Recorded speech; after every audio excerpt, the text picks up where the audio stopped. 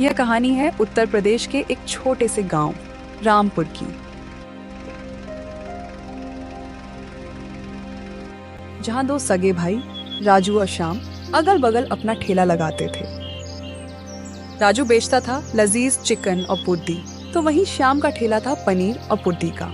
एक भाई वेज तो दूसरा नॉन वेज, और गांव वालों को जो पसंद आता वो वहां पहुंच जाते। हमेशा की तरह आज भी राजू के ठेले पर ग्राहकों की भारी भीड़ थी। ग्राहक थे कि बढ़ते ही जा रहे थे। तभी ठेले पर गांव के ही विक्रम अपनी पत्नी प्रिया के साथ पहुंचे। अरे राजू भैया, जरा हमारे लिए एक प्लेट चिकन पूरी लगाना तो। आपके हाथ की चिकन पूरी का स्वाद तो दुनिया में कहीं नहीं। मैंने इनसे कितनी बार कहा, पर ये आज जाकर मुझे यहाँ लाए हैं। अरे भाभी जी, आप जब चाहें आ जाया कीजिए। मैं आपको हमेशा ऐसे ही स्वाद वाली चिकन पूड़ी खिलाऊंगा। मेरी पत्नी बहुत जिद कर रही थी, इसीलिए आज इसे लेकर आना पड़ा। लेकिन मानना पड़ेगा भाई, तुम्हारी चिकन पूरी खाकर तो जैसे आत्मा तृप्त हो जाती है। आजकल कौन इतनी मेहनत से बनाता है। वाह भाई राजू, लोग चिकन के साथ चावल या रोटी बेचते हैं, पर चिकन और पूरी का ये मेल तो तुम्हारा ही कमाल है। जल्दी से मेरे लिए भी एक प्लेट लगा दो।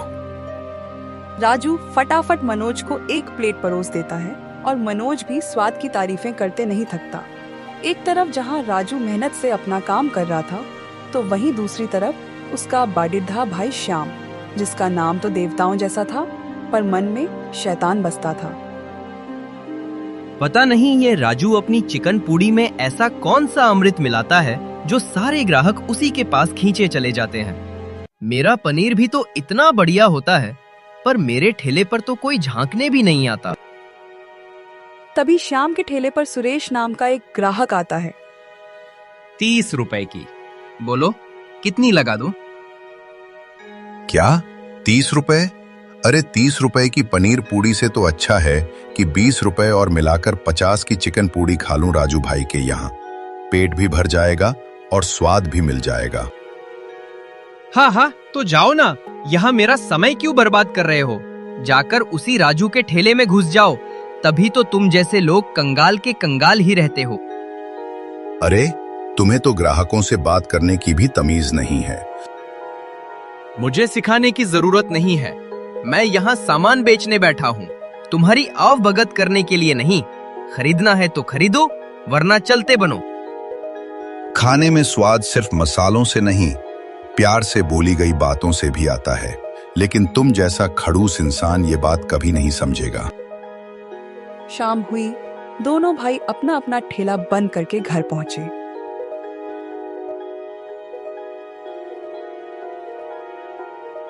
घर पर उनके पिता दीनदयाल जी इंतजार कर रहे थे।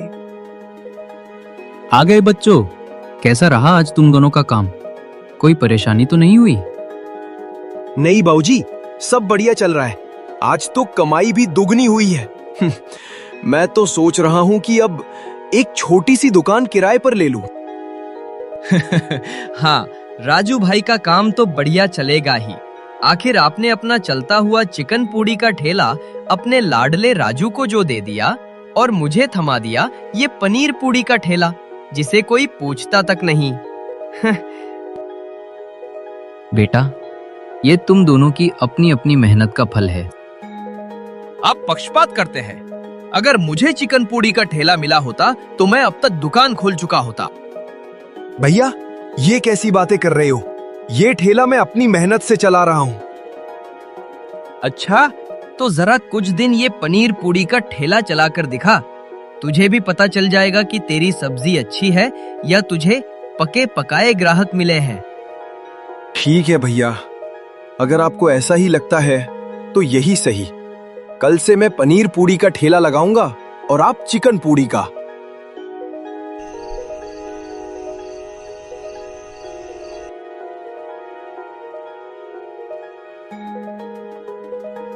और अब ऐसा ही होता है।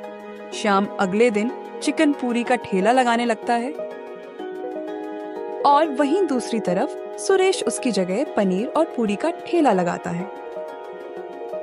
शाम के आधे ही दिन में बहुत बढ़िया कमाई हो जाती है और उसकी सब्जी अब खत्म होने वाली है। वह मन में सोचने लगता है, वाह, बिल्कुल सही फैसला लिया मैंने सुरेश से ठेला वापस छीनकर।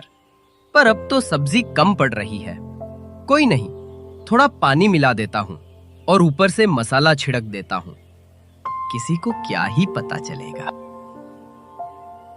इसके बाद अब शाम अपनी चालाकी दिखाते हुए अपनी चिकन की सब्जी में पानी और मसाला मिला देता है। अरे ये पूरियां भी कितनी मोटी मोटी है यार। इतनी बड़ी पूरी में तो मेरा सारा आटा ही खत्म हो जाएगा। एक काम करता हूँ, इनका साइज थोड़ा छोटा कर देता हूँ। वैसे भी किसी को फर्क थोड़े पड़ेगा। तभी ग्राहक वहां आ जाते हैं।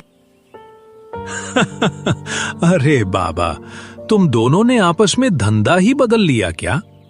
तुम चिकन और पूरी बेच रहे हो और सुरेश भाई अब पनीर पूरी बेच रहे हैं। खैर, जो भी हो, मुझे तो जल्दी से चिकन और पूरी दे दो भाई। शाम ग्राहक को चिकन और पूरी परोस देता है। अब ग्राहक जैसे ही वह चिकन और पूरी खाते हैं तो शिकायतें शुरू हो जाती हैं। अरे भाई, ये क्या बनाया है तुमने? ये चिकन पूरी तो एकदम पानी जैसी हो गई है। सुरेश भाई तो कितनी गाढ़ी गाढ़ी ग्रेवी बना के देते थे। उनकी करी में तो 5 पीस चिकन मिलते थे और तुमने सिर्फ 2 पीस दिए, वो भी पानी पानी। बिल्कुल सही बोल रहे हो भाई। और ये पूरियों को ही देख लो, लगता है जैसे किसी बच्चे ने बेली हो। इतनी नन्ही नन्ही पूरियां भी कहीं होती हैं। सुरेश भाई की पूरियां तो रोटी जितनी बड़ी होती थी। 2 पूरी खाओ और पेट भर जाए। सुनो भाई लोग, लगता है सुरेश ने तुम सबको ज्यादा ही सिर चढ़ा रखा है। ये वही सब्जी है, वही पूरी है जैसी वो बनाता था। अब तुम्हारी मर्जी, खाना है तो खाओ, नहीं तो आगे बढ़ो। मेरे ठेले पर अब रोज 100 लोग आएंगे। तुम 2-4 के जाने से मुझे क्या फर्क पड़ने वाला है। ठीक बा भैया। तो फिर अब हमनी सुरेश भाई के ठेले पे ही पनीर पूरी खा लें। कम से कम 30 रुपए में पेट भी भर जाई और मजा भी बढ़िया मिली। सुरेश भैया के हाथ में तक कुछ और बा और 20 रुपए भी बच जाई जेब में। एकदम सही कह ले यार। वैसे भी रोज रोज चिकन पूरी खाए ले बानी। आज सुरेश भैया के पनीर पूरी ही खा लें। चल भैया। ग्राहक जिसे ही चल भैया बोलल, वैसे ही कई जन और भी ग्राहक ओक करे पाछे पाछे शाम के ठेला छोड़ के निकल गईलन और सुरेश के ठेला की ओर चल पड़लन। अरे वाह, तो अब हमनी के पता चल गईल कि तू दोनों भाई ठेला के अदला बदली कर ले बाड़। सुरेश भैया, जरा हमनी ते भी अपना पनीर पूरी खियाओ ना। देखे के बा कि ठेला के साथे साथे मजा में भी कुछ बदलाव आयल बा कि ना। हाँ भैया, बस थोड़ा रुक। अब ये पनीर गरम करके तू सबके दई ले बानी। सुरेश अपना पनीर के सब्जी में बड़का बड़का पनीर के टुकड़ा डाल के रख ले रहे।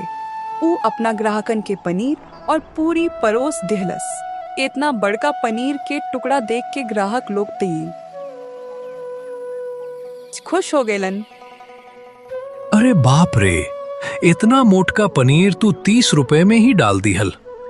सुरेश भैया, तू तो चिकन से भी बढ़िया पनीर बनावेल। बिल्कुल सही बात बा।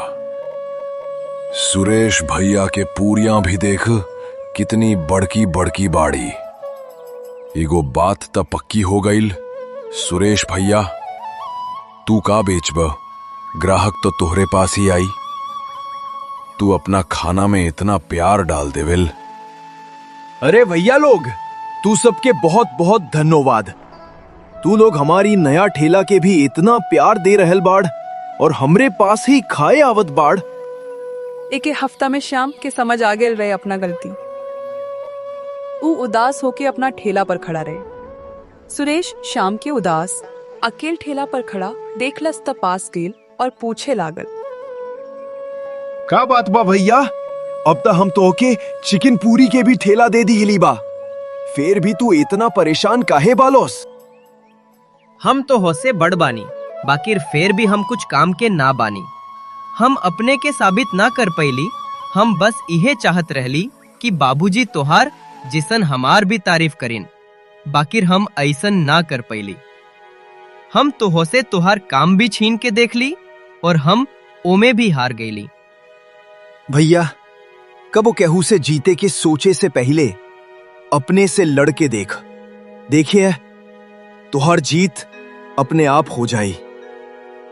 भाई, हमसे मुकाबला छोड़ के खुद के बढ़िया बनावे खातिर खुद से मुकाबला कईले होता त आज तू हमसे कहीं आगे निकल गईल होता। एकर बाद दोनों भाई अब ठेला बंद करके अपना घर आ जालन।